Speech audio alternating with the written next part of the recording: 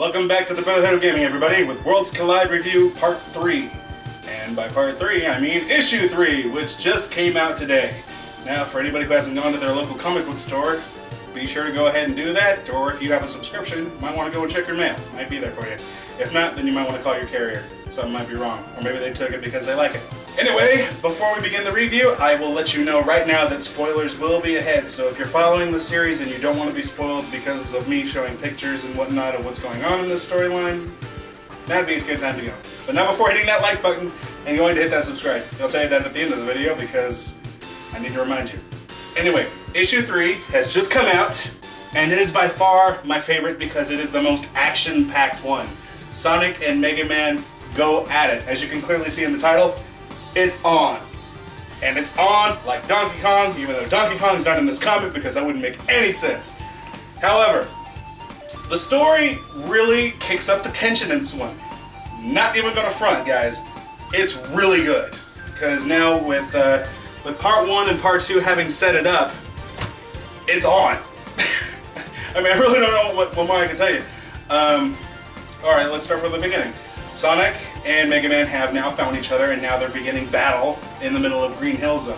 Now, obviously, Sonic the Hedgehog has a bit of a home field advantage here. As you can see, actually still on the title, it's still labeled Sonic's World. So, I guess we can sort of say that while they're, as far as title goes, we're pretty much going by what sort of dimension they're in. So I can imagine in the next issue, it'll say Mega Man again, because I'll let you know by the end of the review. Okay, so Mega Man and Sonic, they're fighting in the Green Hill Zone. Attacks are being thrown left and right. You can probably see some screenshots right here. Mega Man's constantly firing off his power blasts, and Sonic, of course, is doing his jumping thing and platforming. And both of them are getting torn up seriously bad. Like, you can see Sonic has all these burnt marks all over his body. He's getting shot up. Mega Man has cracks in his skull. And Dr. Wily and Dr. Eggman are sitting in the background watching the whole thing, having the time of their lives, watching these heroes destroy each other. And it really is heightening the tension because you're kind of worried who's going to win and who's going to lose. And that's always the biggest thing. Whenever heroes cross over into other worlds, you're always kind of wondering and worried which one's going to lose, which one's going to win, which one is the more powerful one. It's always up for debate. You never want to see your favorite hero lose, and in my case, it's hard to say because I love Sonic the Hedgehog. I grew up with Sonic the Hedgehog, and I also love Mega Man. Duh, I grew up with Mega Man, and some might even say I'm more of a Mega Man fan. And even now, I'll admit, yeah, probably. But I don't want to see any of them lose, and it sucks when you get to that point and you're watching these characters kill each other, and they're thinking strategically, how am I going to go about beating this guy? And what happens later on while they're fighting, they're both thinking to each other about how to strategically beat out the other guy, but end up ultimately kind of coming to the conclusion, I don't think I can win. Like, both of them, you hear them saying that, like, I don't think I can beat this blue guy. I don't think I can beat this blue hedgehog. And they're still trying to find ways to do it. Like, well, he's clearly a smart robot. I'll give him that. I've trashed tons of robotic things that Dr. Robotnik has made over the years, but this one seems to be just like Metal Sonic, but far more advanced. This robot guy's in a whole different league.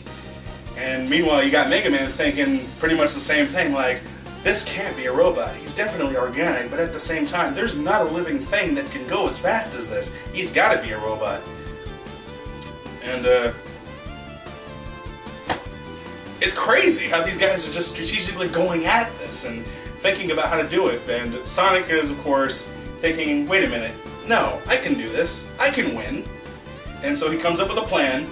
He goes through his loop-de-loop fashion, and of course, he kind of comes on top, and Mega Man kind of falls flat. And then that's where Sonic's just like, how about you surrender?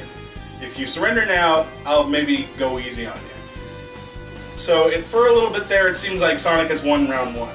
But then Mega Man comes out of nowhere and uppercuts him right through the jaw, continues the battle, and of course things are still going on, more whooping is going. And for a while there, it even felt to me like Sonic, it kind of seems like Sonic's going to win just because he's got the speed, and even Mega Man admits that Sonic is far more faster than Flash Man with his Time Stopper and Quick Man. So he wonders if this could be the end, but he's got to find a way to beat him.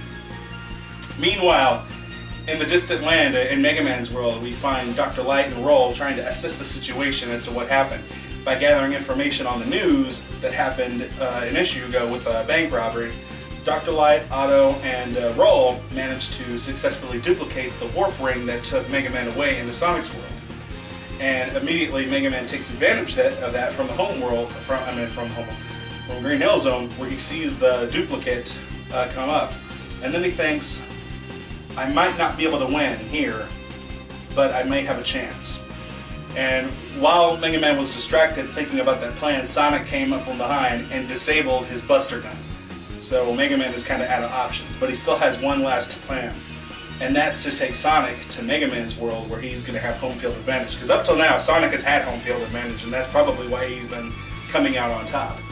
And so MegaMan makes a jolt for the warp ring, and Sonic's kind of mocking him in the background like, oh gee, the robot is escaping, whatever will I do? And then he just zooms up after him and he's just like, I've got you, and MegaMan turns back and opens up his palms and he's just like, wrong, I've got you. Grabs him, and then they both fly into the warp ring where they land in MegaMan's homeworld. Meanwhile, Dr. Eggman and Dr. Robotnik, seeing this from a distance, are just like, oh, this has got to be the work of Thomas Light. He's the only one who, like us, can make things like this happen. Could he be a problem, Dr. Wily? Maybe. But 2 against 1, obviously not a problem. However, they are taking the initiative and sending Bass and Metal Sonic after both of them. Meanwhile, as MegaMan and Sonic crash through the warp ring going back to MegaMan's world, this is where things start to happen, because as soon as MegaMan and Sonic go in, Sonic kind of wonders, okay, where am I? Am I in Central Station or Town Square or, like, you know, places from Sonic's games? And then he sees other things and he's just like, wait a minute, no, this isn't right, where am I? And then MegaMan shows up and he's just like, welcome to my world. And then backup comes and you see Rush, the Cat, Beat, and apparently Duo is going to be coming in too. And MegaMan finishes off the comic by saying, you said something about surrendering. Be my guest. It was a great comic. You gotta check it out. You might have seen the scans here, but it's not too late to start following the series. I'm really hyped to see what happens next. So far I really love it.